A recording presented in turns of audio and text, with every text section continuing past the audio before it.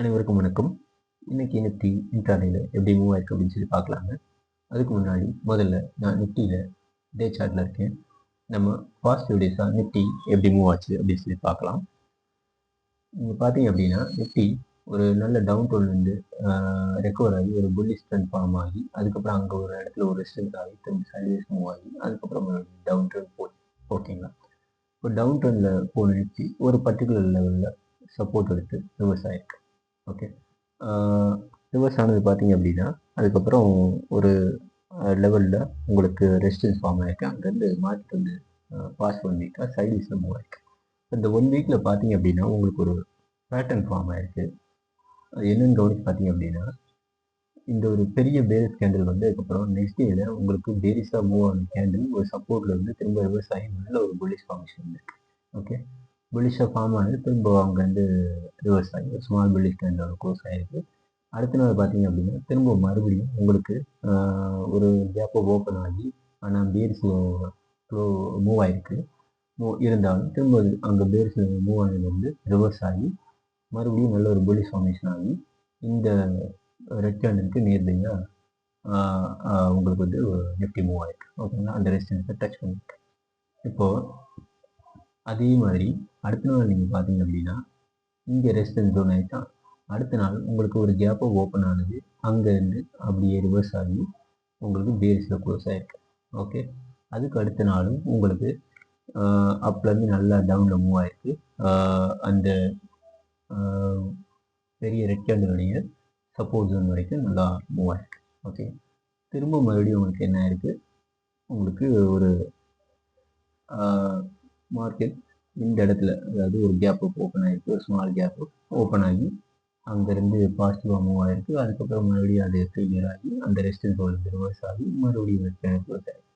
அடுத்த நாள் மறுபடியும் அந்த லெவல் வந்து இன்னும் நல்லா டவுன் சைடில் மூவ் ஆகிருக்கு. ஸோ ஆக மட்டும் இந்த சப்போர்ட்டுக்கும் ரெசிஸ்டன்ஸுக்கும் நிஃப்டி வந்து அப் அண்ட் டவுனாக மூவ் ஆகி சைட்வேஸ்லேயே மூவ் ஆகிருக்கு. ஓகேங்களா?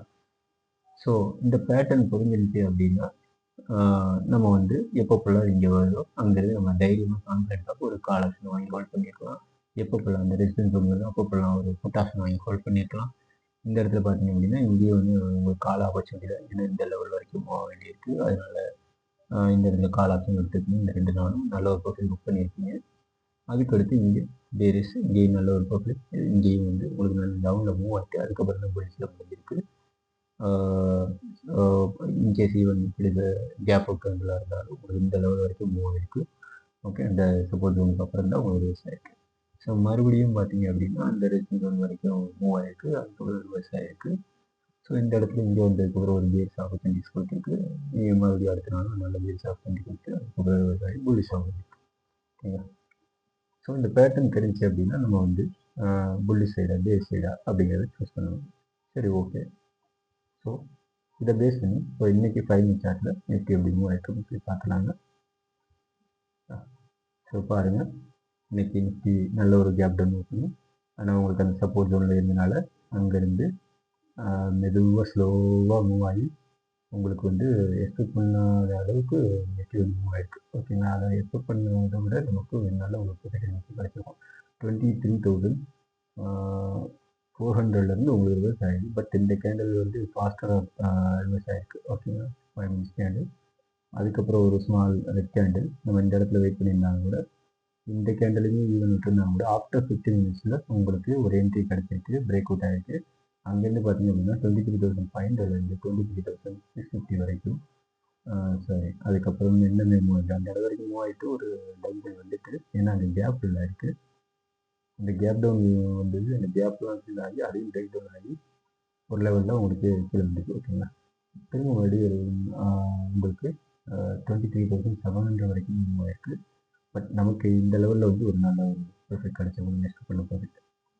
ஸோ இது இன்னைக்கு பாசிட்டிவ் டேஸாக ஆஸ் பர் த பேட்டர்ன் நல்ல ஆப்பர்ச்சுனிட்டிஸ் கொடுத்துருக்கு நிஃப்டி. ஓகேங்களா? ஸோ அந்த செஷன் என்ஜாய் பண்ணிக்க நினைக்கிறேன்.